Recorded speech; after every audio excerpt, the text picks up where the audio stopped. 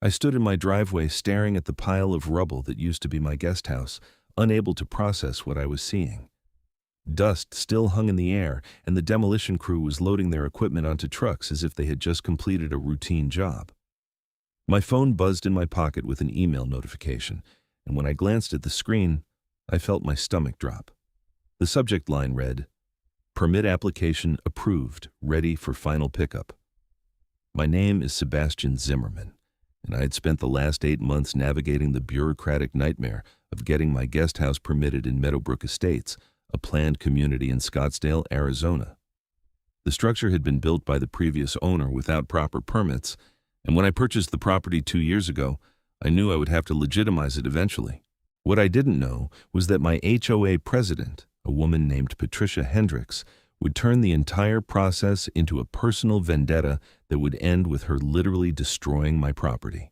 Let me back up and explain how this disaster unfolded. When I first bought the house on Saguaro Ridge Drive, I fell in love with the property immediately.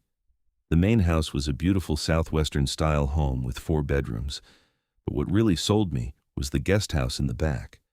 It was about 800 square feet, perfectly designed with a small kitchen, bathroom, living area, and bedroom.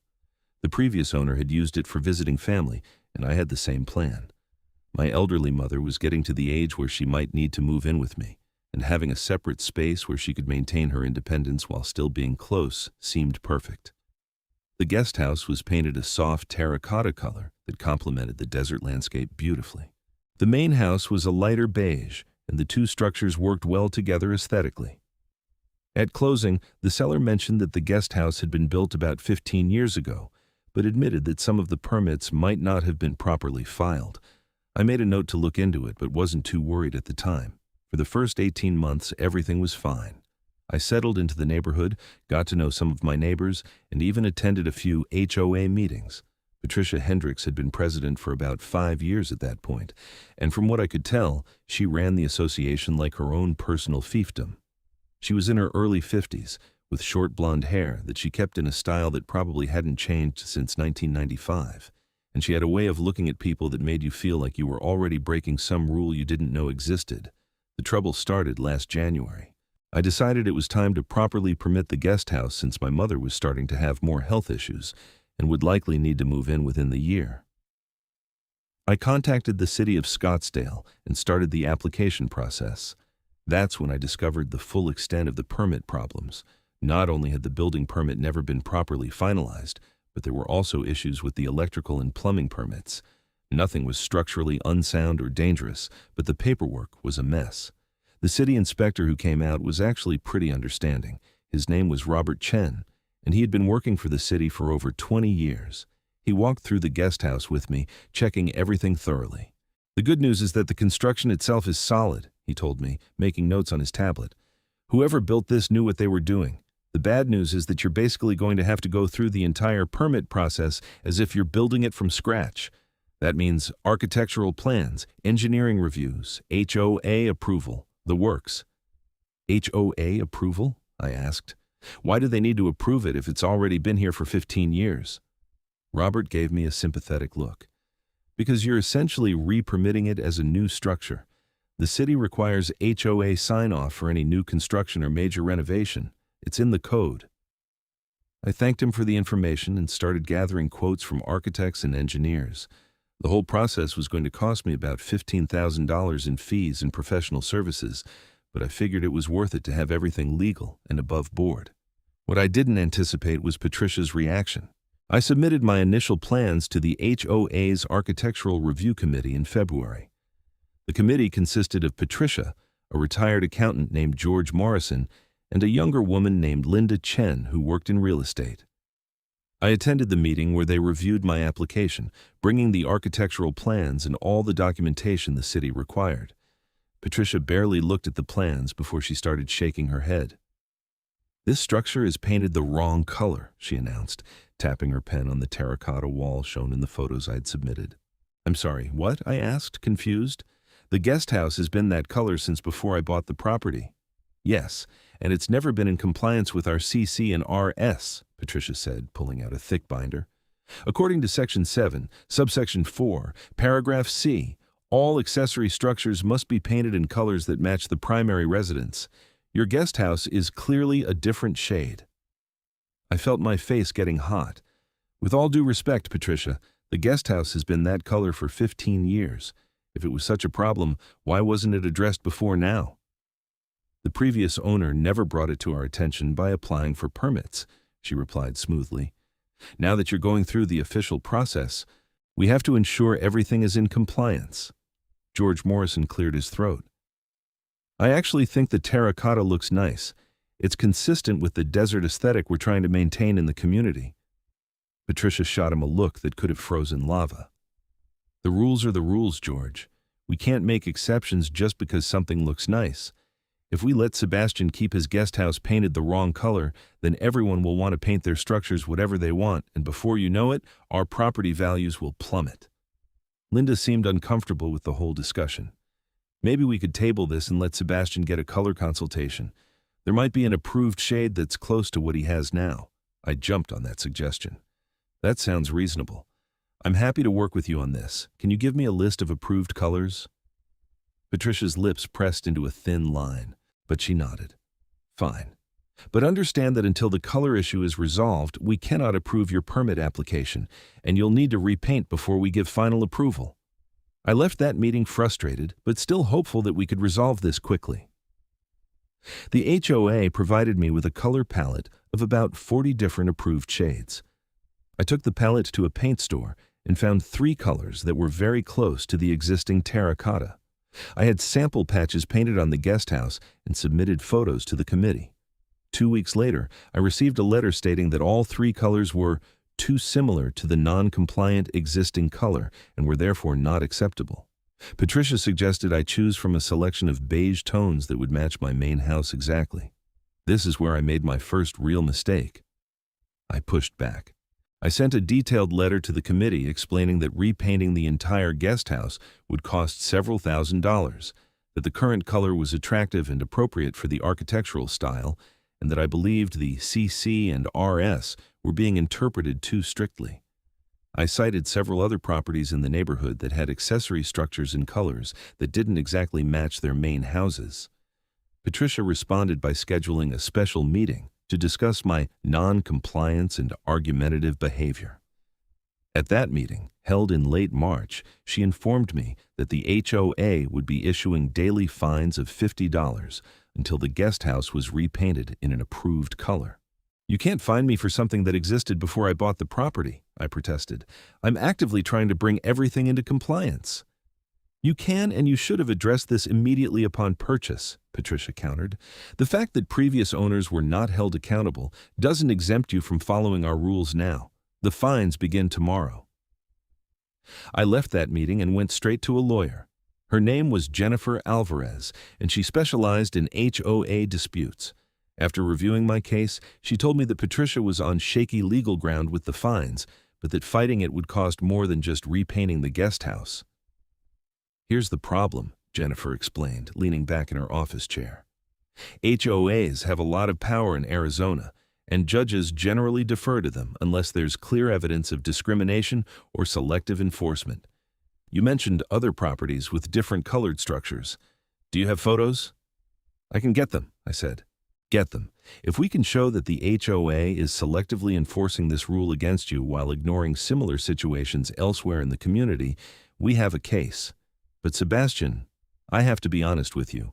Even if we win, the legal fees will be substantial, and you'll have made an enemy of your HOA president for as long as you live there. Sometimes it's better to just comply and move on." I didn't want to just comply, though. This wasn't about the paint color anymore. It was about Patricia abusing her power and making my life miserable over something completely arbitrary. So I spent the next 2 weeks driving around Meadowbrook Estates taking photos. I found 6 properties with accessory structures that were painted in colors different from their main houses. I documented everything and submitted it to the HOA board, along with a formal complaint about selective enforcement. The response came from the HOA's lawyer, not from Patricia directly. The letter stated that the other properties I had identified were either grandfathered in under previous versions of the CC and RS or had received special variances that I was not privy to. My fines would continue to accumulate, and if they remained unpaid, the HOA could place a lien on my property. By this point, it was mid-April, and I had racked up over $2,000 in fines. I finally gave up and hired painters to repaint the guest house in a beige color that Patricia approved. The work took 3 days and cost me $4,200. When it was done, the guest house looked bland and washed out, completely losing the character it had before, but at least the fines stopped. I resubmitted my permit application to the HOA in late April, thinking the worst was behind me. The Architectural Review Committee had another meeting in early May. I didn't attend this one because I figured it was just a formality at this point. The guest house was now painted in an approved color, and I had jumped through every hoop they had put in front of me. The denial letter arrived 3 days later. According to Patricia, the committee had concerns about the guest house's setback from the property line. They claimed it was too close to the rear fence and violated a provision requiring accessory structures to be at least 15 feet from any property boundary. I immediately called the city. Robert Chen pulled up the survey that had been done when I bought the property. "According to this, your guest house is 18 feet from the rear property line," he said. "You're well within the requirements." "That's what I thought," I said, feeling a mix of relief and anger. "The HOA is claiming it's too close." "Do you want me to send them a copy of the official survey?" Robert offered. "Sometimes these things are just misunderstandings based on incorrect information." I accepted his offer, and he sent a certified letter to the HOA with the survey attached, clearly showing the setback measurements. I also had a professional surveyor come out and place stakes confirming the exact distances. I took photos of everything and submitted them to the committee.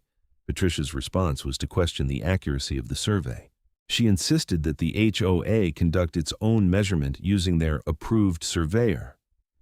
When I asked who this approved surveyor was and why the city's official survey wasn't sufficient, I received no response for 2 weeks. When the response finally came, it stated that until the HOA's survey was completed, the permit application remained in a pending status. At this point, my mother's health had declined significantly. She had fallen twice in her apartment, and her doctor recommended she not live alone anymore. I was running out of time. I paid for the HOA's surveyor out of my own pocket, another $1,200, just to move things along. The surveyor came out in early June and, surprise, confirmed exactly what the city survey had shown. The guest house was 18 feet from the rear property line. I submitted the new survey to the committee and waited, and waited, and waited. I sent follow-up emails every week. I called the HOA management company that handled administrative tasks for Meadowbrook Estates. I showed up at the monthly board meetings. Every time, I was told that my application was under review and that these things take time. In July, I finally snapped. At the monthly meeting, I stood up during the homeowner comment period and demanded to know why my application had been under review for over a month when all the supposed issues had been resolved. Patricia looked at me with barely concealed contempt. "Mr. Zimmerman, your hostility and constant harassment of this board is not helping your case. We review applications thoroughly to ensure compliance with our community standards. If you cannot be patient and respectful of our process, perhaps you should consider whether Meadowbrook Estates is the right community for you. Are you seriously suggesting I should move because I want to legally permit a structure that was already on my property when I bought it?" I shot back, my voice rising. "I've done everything you've asked. I repainted the entire building at significant expense. I've provided multiple surveys. What more do you want from me?" "I want you to follow proper procedure and wait your turn like everyone else," Patricia said coldly. "This meeting is not the appropriate venue for your personal grievances. Please sit down or leave." Several other homeowners actually spoke up in my defense, saying they thought the HOA was being unreasonable. One of them, a retired teacher named Margaret Foster who lived 2 streets over, pointed out that the HOA had approved a new pool house for a family on Palo Verde Court in less than 3 weeks. "That application didn't have the compliance issues that Mr. Zimmerman's has," Patricia responded smoothly. "Every case is different." I left that meeting more determined than ever. I went back to Jennifer Alvarez and told her I wanted to sue the HOA for obstruction and harassment. She drew up a letter threatening legal action if my permit wasn't processed in a reasonable time frame. We sent it in early August. The HOA responded by suddenly finding a new issue. Patricia sent me a certified letter stating that upon further review, the committee had determined that the guest house might not comply with the current zoning requirements for accessory dwelling units. She claimed that recent changes to Scottsdale's zoning code required additional parking spaces for ADUs, and my property didn't have the necessary parking. This was complete nonsense, and I knew it. I contacted the city planning department and spoke with a supervisor named Maria Santos. She reviewed my file and confirmed that my property had adequate parking and that the zoning code hadn't changed in a way that would affect my situation.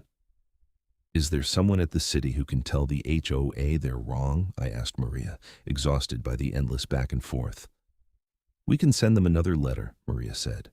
"But honestly, HOAs have their own processes. As long as your city permits are in order, which they will be once you get the HOA approval, that's what matters from our perspective. The HOA can't override city code, but they can have their own additional requirements." "But they're making up requirements that don't exist," I protested. "Then you might need to take legal action," Maria said sympathetically. "I've seen this before. Some HOA boards get into power struggles with homeowners, and it becomes more about control than actual rules. It's unfortunate, but it happens." By September, I had spent over $20,000 on permits, surveys, legal fees, and the repainting. My mother had moved into a temporary assisted living facility because I couldn't get the guest house permitted. The stress was affecting my work and my health. I couldn't sleep, and I had developed an ulcer from the constant anxiety. That's when things took a turn that I never could have anticipated. At the September board meeting, a new member joined the committee. Her name was Susan Wright, and she had just been elected to fill a vacancy left by George Morrison, who had resigned. Susan was in her 40s, worked as a project manager for a tech company, and seemed to have a more reasonable approach to things. During the meeting, she asked Patricia for a status update on all pending permit applications. Patricia listed several, including mine. Susan asked why mine had been pending for so long. "Mr. Zimmerman has been uncooperative and has repeatedly failed to meet our compliance standards," Patricia said. Susan frowned and pulled out her laptop. "I've been reviewing the files that George shared with me before he left. According to the notes, Mr. Zimmerman has addressed every issue that's been raised. He repainted the structure, provided multiple surveys, and has all the city approvals in process. Why hasn't this been approved?" "There are still questions about parking and setbacks," Patricia insisted. "But we have 2 professional surveys confirming the setbacks are adequate," Susan countered, clicking through documents. "And the city has confirmed the parking is sufficient. What exactly is the remaining issue?" The room got very quiet. Patricia's face was turning red. "As president of this board, I have the authority to ensure applications are properly vetted. If you're questioning my judgment after being on this board for less than a month—" "I'm not questioning your judgment," Susan interrupted calmly. "I'm asking for clarification on what specific issues need to be resolved before we can approve this application. It's been 7 months. That seems excessive." Linda, who had been mostly silent throughout my entire ordeal, suddenly spoke up. "I've thought the same thing. I feel like we keep finding new reasons to deny or delay, but I'm not sure what the actual problem is at this point." Patricia glared at both of them. "The problem is that Mr. Zimmerman has been antagonistic and disrespectful to this board from the beginning. He has questioned our authority, hired lawyers to threaten us, and disrupted meetings with his complaints. I don't believe he deserves the courtesy of quick approval when he has shown such contempt for this community's governance." There it was. The truth finally came out. This wasn't about paint colors or setbacks or parking. This was personal revenge, because I had dared to challenge her authority. Susan's expression hardened. "Patricia, we can't deny or delay permit applications because we don't like someone's attitude. That's not legal, and it exposes the HOA to significant liability. I move that we approve Mr. Zimmerman's application immediately." "I second that motion," Linda said quickly. Patricia looked like she had been slapped. "We need a full review." "We've had 7 months to review it," Susan said firmly. "Let's vote. All in favor of approving Sebastian Zimmerman's permit application?" Susan and Linda raised their hands. Patricia sat with her arms crossed, not voting. The motion carried 2-1. I felt a wave of relief wash over me. Finally, after all these months, it was over. I could get my city permits finalized and my mother could move into the guest house, or so I thought. The next morning, I received an email from Patricia.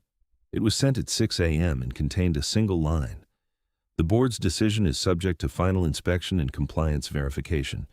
Do not proceed with city permits until you receive written confirmation. I immediately forwarded the email to Jennifer Alvarez. She called me within an hour. "This is harassment," she said bluntly. "The board voted to approve your application. She can't add new conditions after the vote. I'm going to send her a letter making it clear that any further delays will result in immediate legal action, including a lawsuit for damages." Jennifer's letter went out that afternoon. I also contacted Susan Wright directly. She was appalled when I told her about Patricia's email. "That's not how this works," Susan said, clearly frustrated. "The vote was binding. I'll send you a formal letter of approval from my position as a board member. Use that to proceed with your city permits." Susan was true to her word. She sent me a notarized letter confirming the HOA approval. I took it to the city the next day.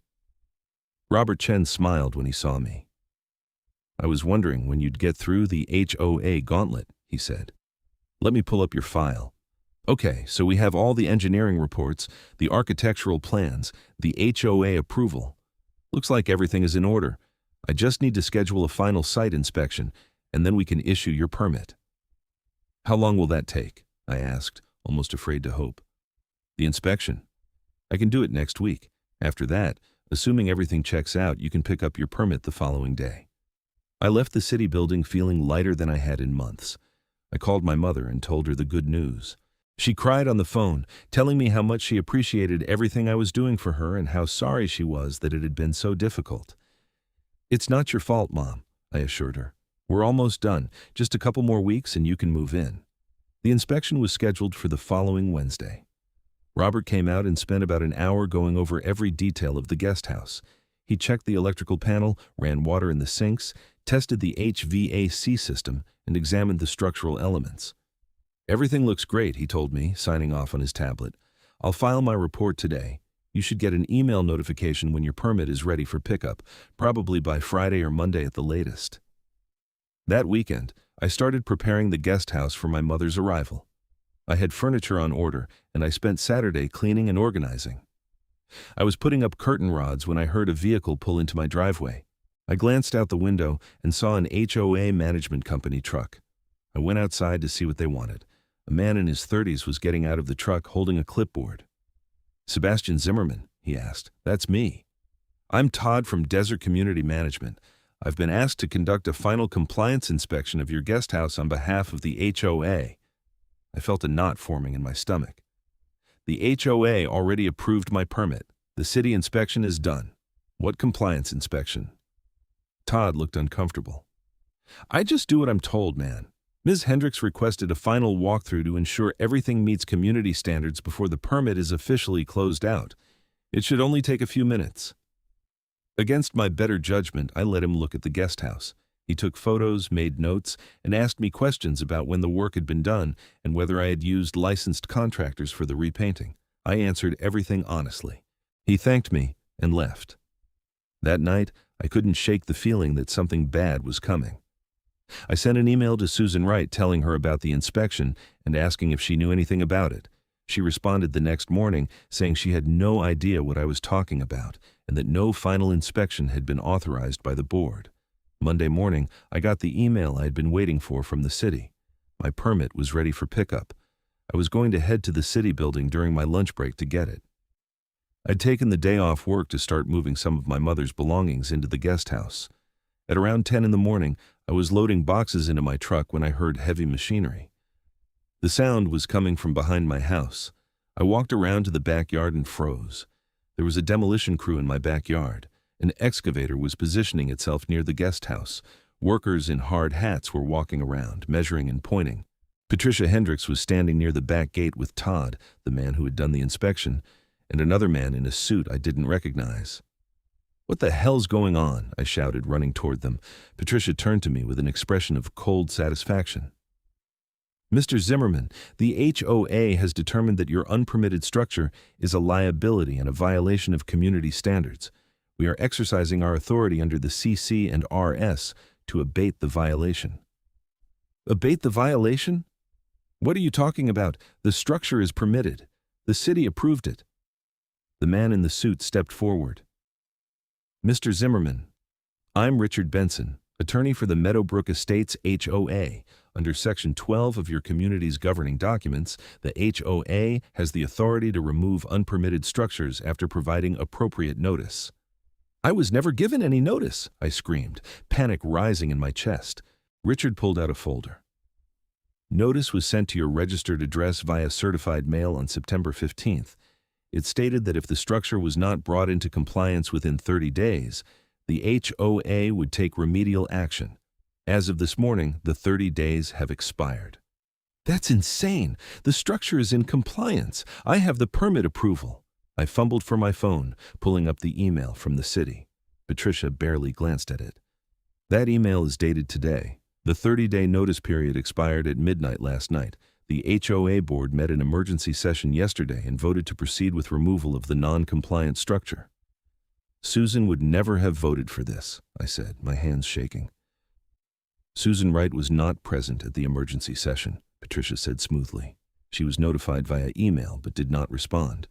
The vote was 2-0, myself and Linda. I called Susan immediately. She answered on the second ring. Sebastian, what's wrong? They're demolishing my guest house right now.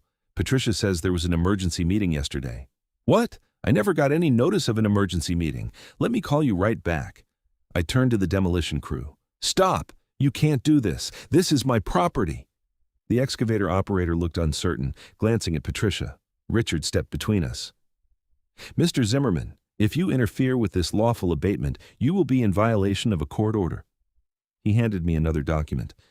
This is an injunction signed by Judge Elizabeth Martinez, granting the HOA the authority to enter your property and remove the structure. If you physically obstruct this work, you can be arrested. I stared at the document in disbelief. It was stamped and signed. Somehow, Patricia had gotten a judge to sign off on demolishing my guest house. When did you get this? I demanded. Friday afternoon, Richard replied. Ha! That's impossible. The city inspection wasn't even done until Wednesday. The HOA's position is that the city's permit process is irrelevant to the HOA's enforcement of its own governing documents. The structure was not in compliance with HOA standards at the time notice was given, and the 30-day cure period has expired. I called Jennifer Alvarez. It went to voicemail. I called again and again. Finally, she picked up. Jennifer, they're demolishing my guest house right now. They have a court order. Slow down, Sebastian. Who has a court order? I explained the situation as quickly as I could. Jennifer asked me to send her photos of the court order. I took pictures and sent them while we were on the phone. Okay, I see it, Jennifer said after a moment. This was an ex parte hearing, meaning they got the order without you being present. That's legal in emergency situations, but this doesn't look like an emergency to me. I'm going to call the judge's clerk and see if I can get an emergency stay. In the meantime, don't physically interfere with the crew. I know that's hard, but if you violate the court order, you'll be in worse trouble. But the city permit is approved. I can go pick it up right now. Then go do that, Jennifer said. Get the physical permit in your hand. That will help our case. I'll make calls while you're doing that. I jumped in my truck and drove to the city building going 20 miles over the speed limit. I ran inside and found Robert Chen's office.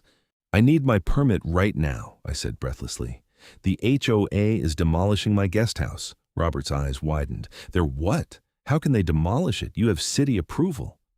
I don't know, but they're doing it right now. Please, I need the physical permit. Robert printed it out immediately and handed it to me.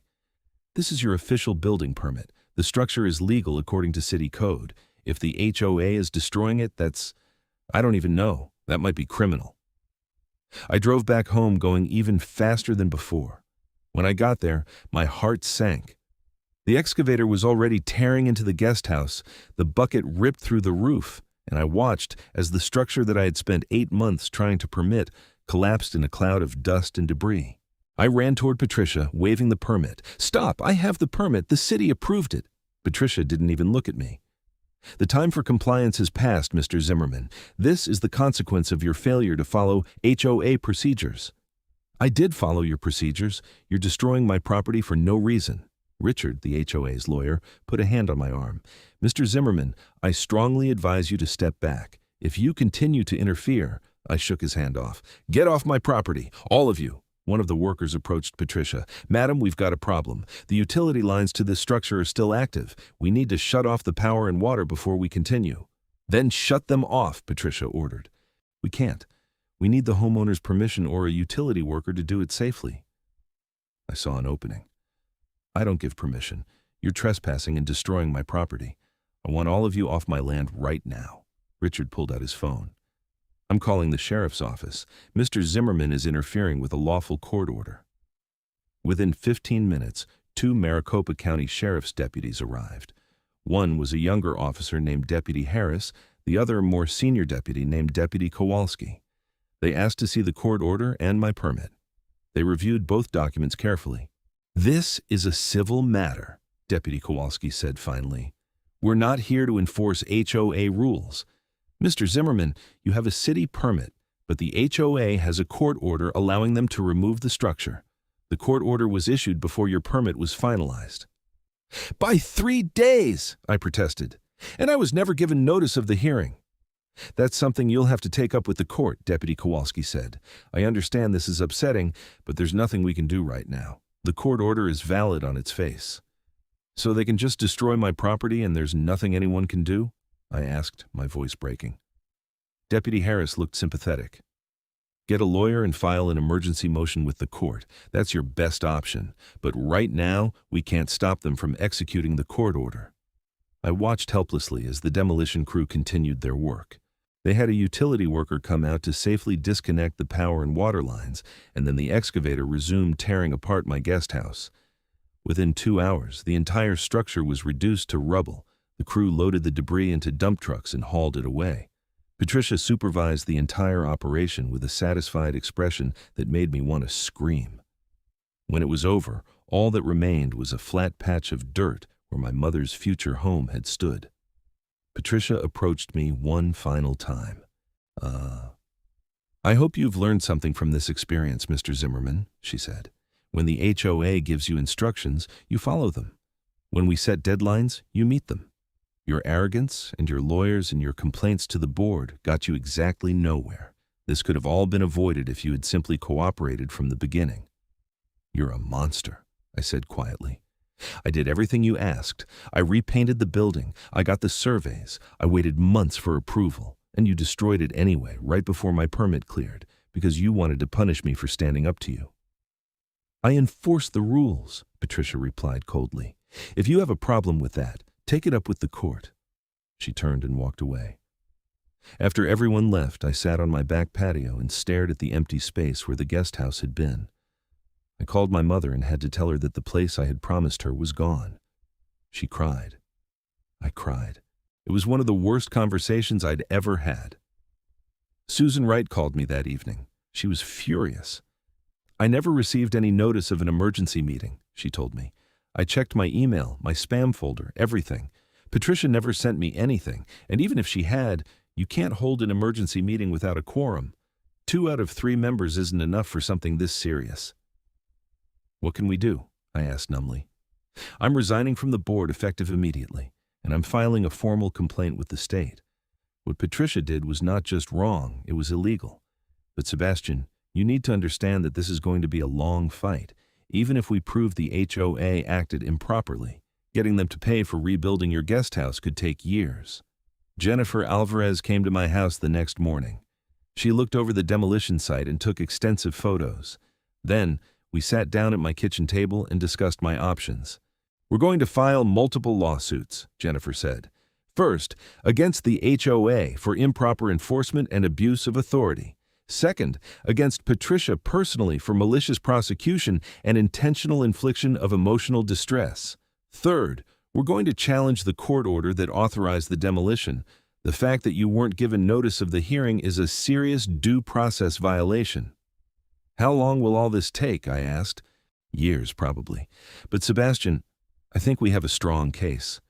What Patricia did was so egregious that I think we can get significant damages. We're talking about the cost of rebuilding the guest house, your legal fees, the money you spent on permits and surveys and repainting, compensation for your emotional distress, and possibly punitive damages." "I don't care about money," I said. "I want my guest house back. I want my mother to have a place to live." "I understand. The good news is that now that you have a city permit, you can rebuild. The HOA can't stop you because the city has already approved the structure. But you should wait until we resolve the legal issues, because if the court finds that the demolition was improper, the HOA should be the one paying for the reconstruction."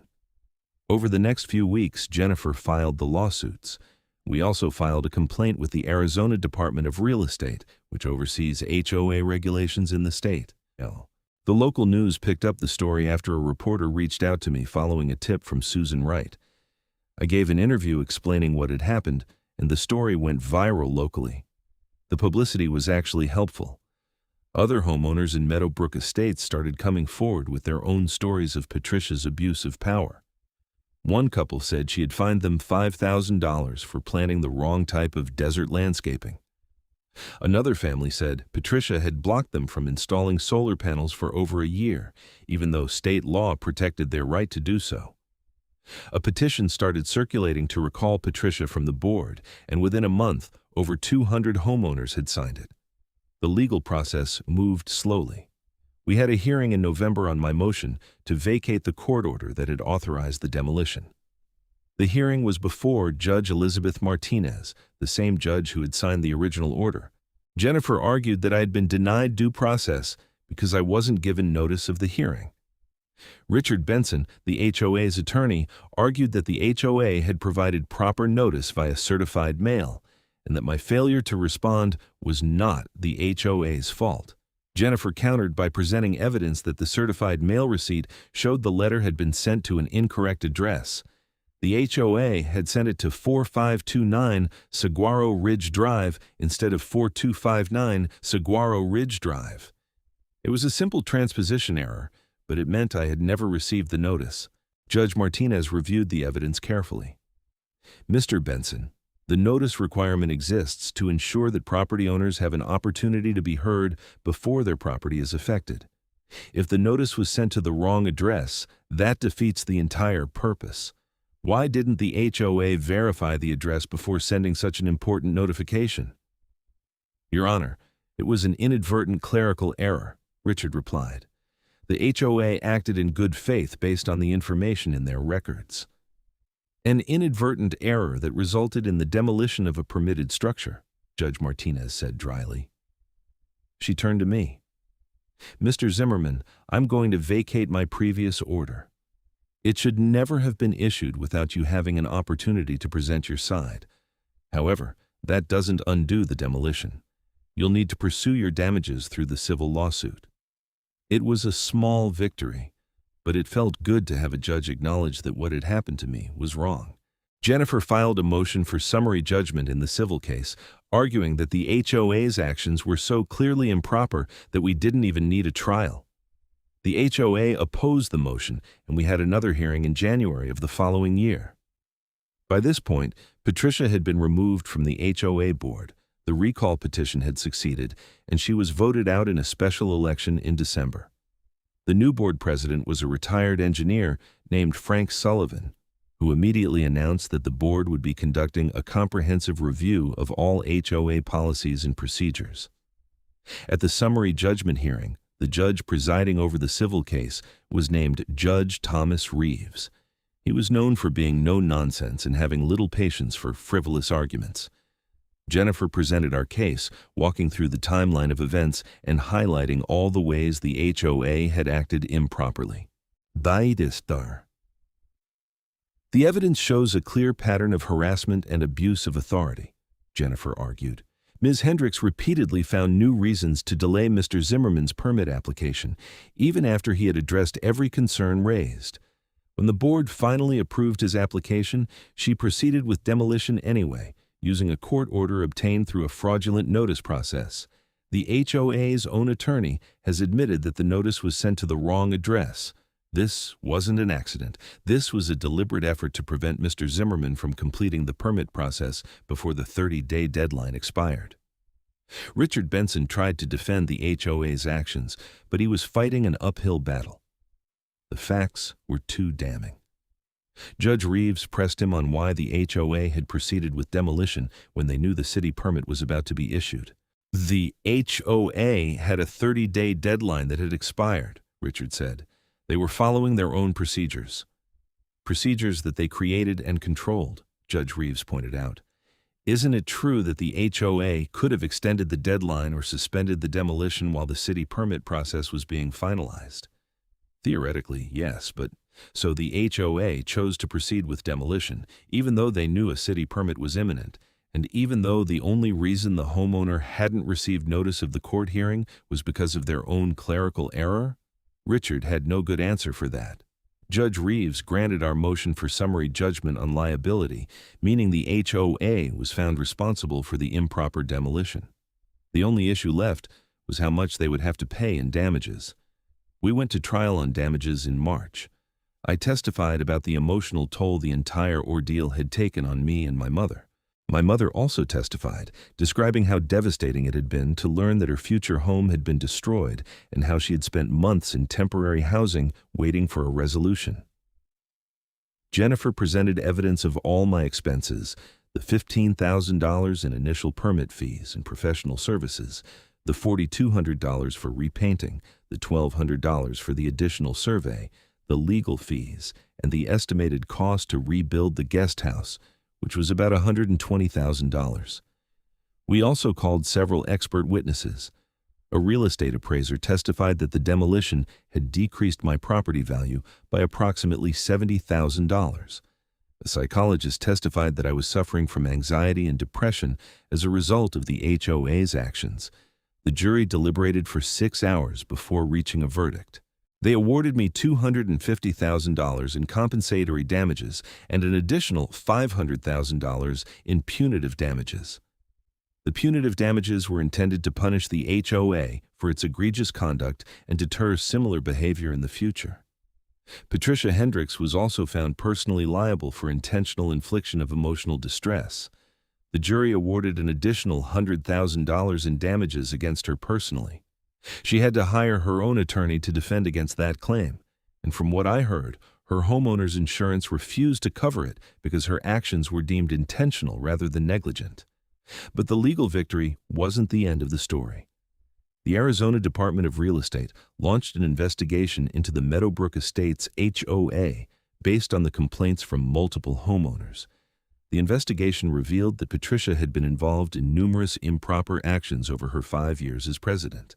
Most significantly, the investigation uncovered evidence that Patricia had been embezzling money from the HOA's reserve fund. She had been writing checks to a landscaping company that didn't exist, pocketing the money herself.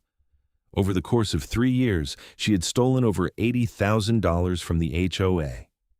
When that evidence came to light, the new HOA board filed a police report. The Scottsdale Police Department opened a criminal investigation. In June, Patricia was arrested and charged with fraud, embezzlement, and theft. The charges were serious felonies that carried potential prison time. I wasn't directly involved in the criminal case, but I followed it closely. Patricia hired a criminal defense attorney and tried to negotiate a plea deal. The prosecutor wasn't interested. Given the amount of money involved and the egregious nature of her conduct, they wanted to make an example of her. The criminal trial took place in September, more than a year and a half after my guest house had been demolished. I attended some of the proceedings. It was surreal to see Patricia sitting at the defense table, looking small and defeated, so different from the imperious HOA president who had made my life miserable. The evidence against her was overwhelming. The HOA's financial records clearly showed the fraudulent checks. The fake landscaping company's address was a vacant lot. Patricia had deposited the checks into a personal bank account. Her defense attorney tried to argue that she had intended to pay the money back and that it was more of a loan than theft, but the jury didn't buy it. Patricia was convicted on all counts. At her sentencing hearing in November, the judge sentenced her to 5 years in prison and ordered her to pay full restitution to the HOA.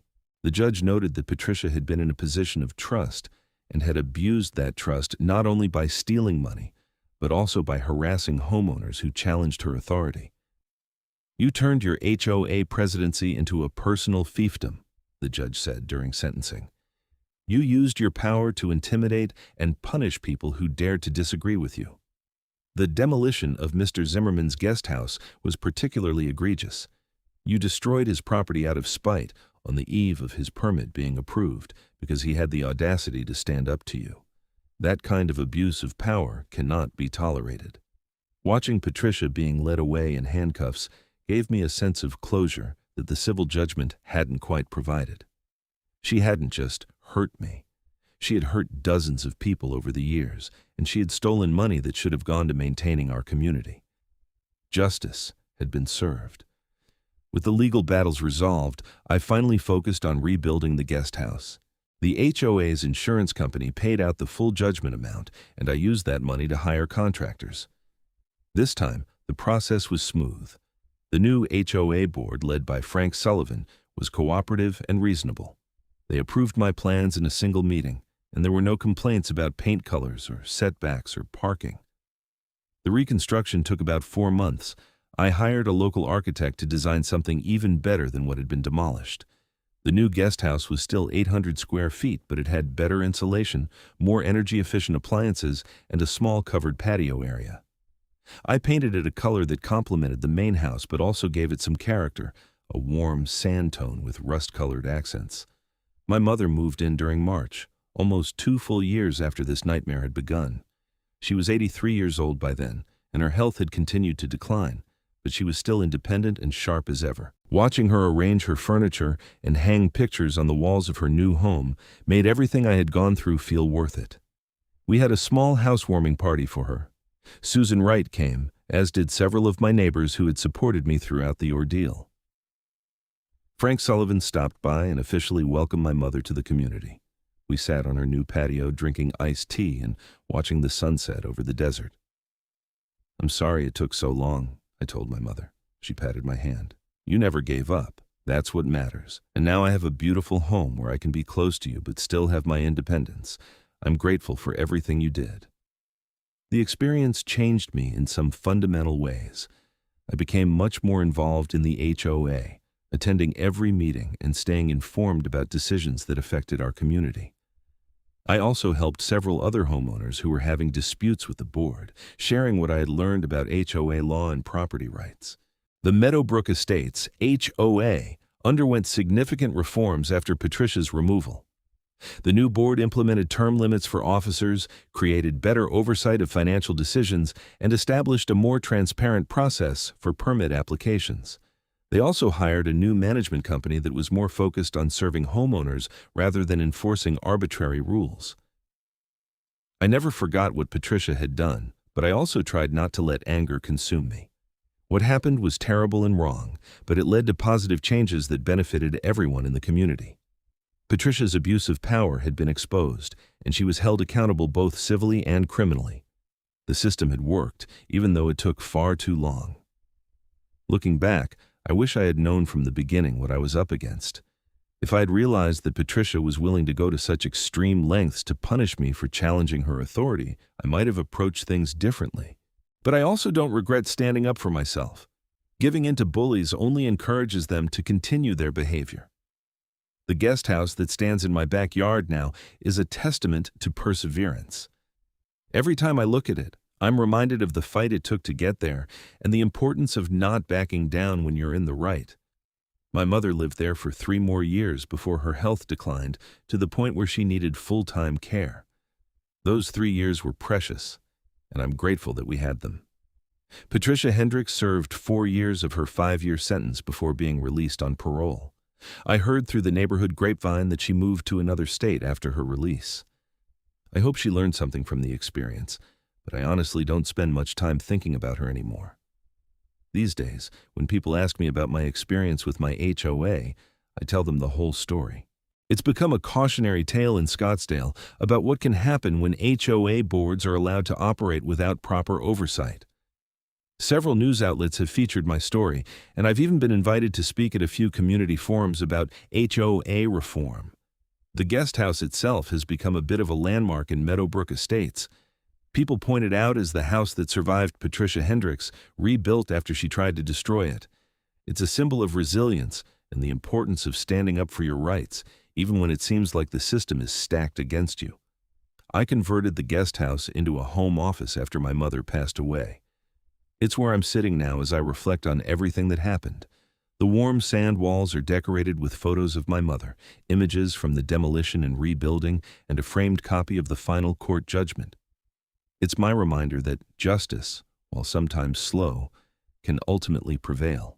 The financial compensation from the lawsuits didn't just cover the rebuilding costs.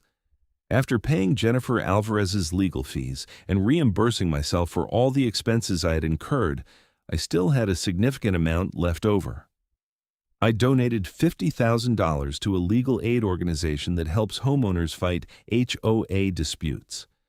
I wanted to make sure that others who found themselves in similar situations would have access to legal help, even if they couldn't afford expensive attorneys. Frank Sullivan served as HOA president for 2 years before stepping down. He was replaced by a woman named Catherine Torres, who had been on the Architectural Review Committee and had witnessed Patricia's behavior firsthand. Catherine continued the reforms that Frank had started, and under her leadership, Meadowbrook Estates became known as one of the most well-run HOAs in Scottsdale. The relationships I built with my neighbors during this ordeal have lasted. Susan Wright became a close friend. We have dinner together regularly, and she still apologizes for not being able to stop Patricia sooner. I always tell her that she did everything she could, and that her support during the worst of it meant more to me than she knows. Margaret Foster, the retired teacher who had spoken up for me at that contentious board meeting, also became a good friend. She told me that watching what happened to me had inspired her to be more active in the community. She ran for the HOA board the following year and served a 3-year term, during which she pushed for even more homeowner protections and transparency measures. The demolition site itself took months to fully recover. The contractors had to bring in new soil and grade the area properly before we could begin rebuilding. I planted desert landscaping around the new guest house, including several mature saguaro cacti that cost a small fortune but gave the space immediate character. The landscape designer I worked with created a drought-tolerant garden with native plants that attracted hummingbirds and butterflies. One unexpected consequence of the publicity around my case was that several other people reached out to me with their own HOA horror stories.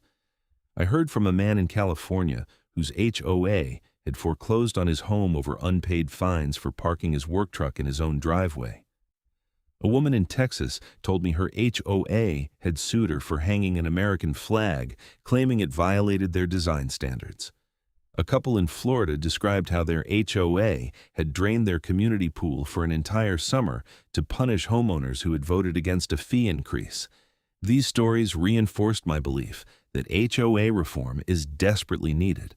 While most HOAs operate reasonably and provide valuable services to their communities, the potential for abuse is enormous.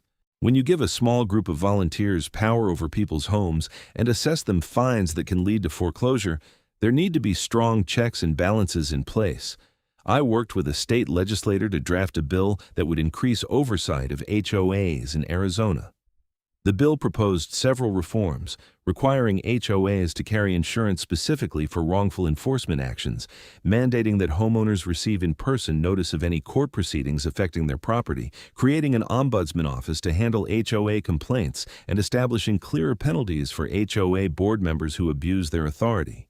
The bill faced strong opposition from the Community Associations Institute, a national organization that represents HOAs. They argued that additional regulations would be burdensome and expensive, but we had strong support from homeowner advocacy groups and the stories from people like me who had been victimized by rogue HOA boards were compelling. After 2 years of lobbying and revisions, a modified version of the bill passed. It wasn't everything I had hoped for, but it was a significant step forward. The new law required HOAs to provide clearer notice of violations and gave homeowners more time to cure problems before fines could be assessed. It also made it easier for homeowners to sue HOAs for selective enforcement and created a streamlined process for resolving disputes without expensive litigation. The law was nicknamed the Zimmerman Act by some people, though that wasn't the official name. I was invited to the signing ceremony at the state capitol. Standing there with the governor and other advocates for homeowner rights, I felt like my nightmare experience had at least resulted in something positive. My career benefited unexpectedly from the publicity as well. I'm a software engineer, and after my story made the news, I was contacted by a startup that was developing an app to help homeowners navigate HOA rules and track compliance issues. They wanted someone with first-hand experience to help design the user interface. I took on the project as a consultant, and it turned into a significant source of additional income. The app, called HOA Helper, launched about a year after my guest house was rebuilt. It allows homeowners to digitally store their HOA's CC and Rs, track violation notices, set reminders for compliance deadlines, and document communications with their board. It also includes a database of HOA attorneys and a forum where homeowners can share advice and experiences. The app has been downloaded over 100,000 times and has helped countless people avoid situations like mine. I still live in Meadowbrook Estates. Some people have asked me why I didn't just move after everything that happened. The truth is, I love my home. I love the desert landscape, my neighbors, and the sense of community that exists here now that Patricia is gone. Moving would have felt like letting her win, like she had succeeded in driving me out. Instead, I stayed and helped make the community better. The main house and guest house sit on nearly half an acre, unusual for a planned community, but one of the reasons I bought the property. The space gives me privacy and room for the desert garden I've cultivated. In the evenings, I sit on my back patio with a cold drink and watch the sun set behind the mountains. The guest house sits peacefully in the corner of the yard, its warm sand walls glowing in the fading light.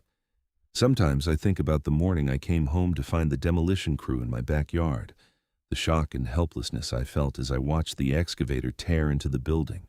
The despair of knowing that all my time and money and effort had been destroyed in a matter of hours by someone who simply didn't like me, challenging her authority. Those memories are painful, but they also remind me of how much I've overcome.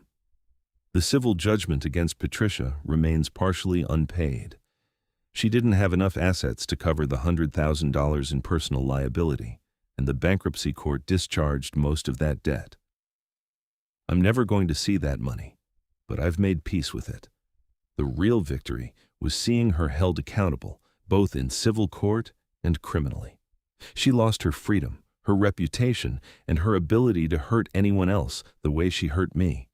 The HOA's insurance company initially tried to deny coverage for the judgment against the association, claiming that Patricia's actions were outside the scope of her authority. We fought that decision, and ultimately they settled, paying out the full amount plus additional money for delay and bad faith.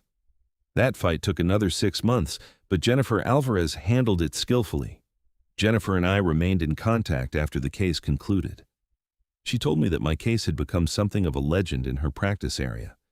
She uses it when teaching continuing education classes for other attorneys, as an example of both how badly HOA situations can go wrong and how persistence can eventually lead to justice. She still sends me Christmas cards every year with updates on her family. I renovated my main house a few years after the guest house was rebuilt. Nothing major, just updated the kitchen and bathrooms and replaced the old HVAC system. This time, the HOA approval process took 2 weeks and was completely painless. Catherine Torres, the new president, personally called me to let me know my plans had been approved and to wish me luck with the renovation. The contrast with Patricia's reign was stark. My mother passed away in her sleep on a warm April night, comfortable in the guest house that had taken so much effort to make a reality. She was 86 years old and had lived a full, rich life.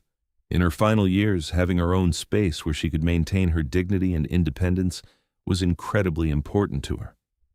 I spoke at her funeral about her strength and resilience, and I mentioned that she had taught me never to give up, even when facing seemingly insurmountable obstacles. After she passed, I took several months to grieve and figure out what to do with the guest house.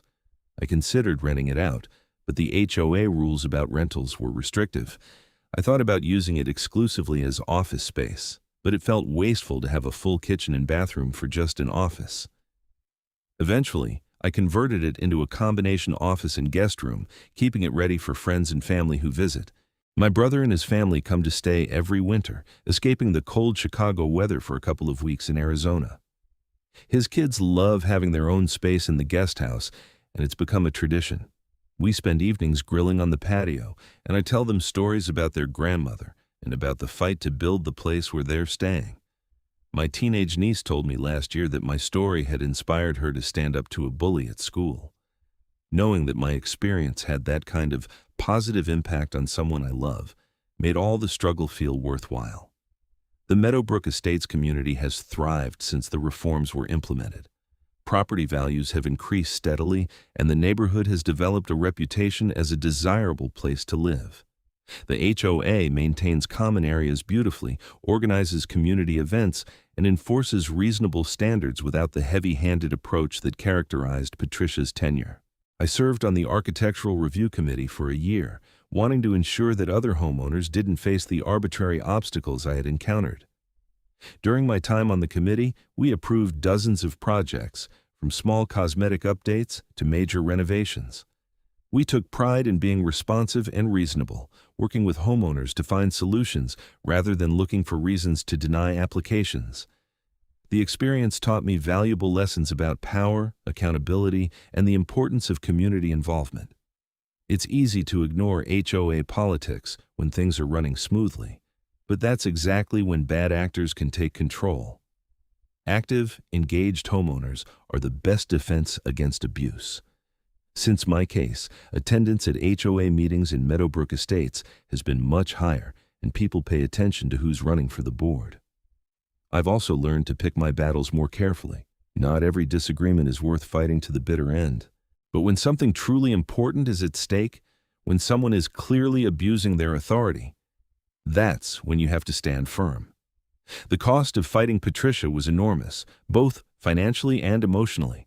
But the alternative, allowing her to get away with destroying my property and continuing to terrorize other homeowners, would have been worse. The story of my demolished guest house has taken on a life of its own. It's been featured in articles about HOA overreach, referenced in legal briefs arguing for HOA reform, and used as a teaching example in property law classes. I've given interviews to journalists, spoken at homeowner advocacy events, and even appeared on a local news segment about HOA issues. Each time I tell the story, I hope it helps someone else who's facing similar challenges. Looking at the guest house now, rebuilt and beautiful, it's hard to remember the pile of rubble it once was. The structure stands as a monument to persistence and the power of the legal system, even when that system moves frustratingly slowly. Every permit, every approval, every brick and board represents not just construction, but vindication. The paint color, the issue that Patricia initially used to begin her harassment, ended up being a warm sand tone that I love. It's actually a few shades different from the main house, giving each structure its own character while still maintaining a cohesive aesthetic. The HOA never raised any objection to it during the rebuilding process. In fact, several neighbors have commented on how attractive it is and have used similar colors for their own renovations. I keep a photo album documenting the entire saga, from the original guest house through the demolition, the legal battles, and the reconstruction. Sometimes when friends visit, they ask to see it. Flipping through those pages is like reviewing an epic novel where I was the protagonist, facing a villain who seemed unbeatable but who was ultimately brought to justice. Patricia Hendricks destroyed my guest house on a Monday morning in September, just 3 days before my city permit cleared its final review. She thought she was teaching me a lesson about respecting her authority. Instead, she taught me about resilience, the importance of standing up for what's right, and the fact that justice, while slow, can still prevail. My mother got to live in the rebuilt guest house for the final years of her life. Patricia went to prison. In the end, the right side won, even though the path there was longer and harder than it should have been. The sun is setting now over the desert, painting the sky in shades of orange and purple. The guest house walls glow warmly in the fading light, solid and permanent. It stands exactly where it should be, permitted, approved, and most importantly, still standing despite someone's best efforts to erase it. That's a victory worth fighting for, and one I'll never take for granted.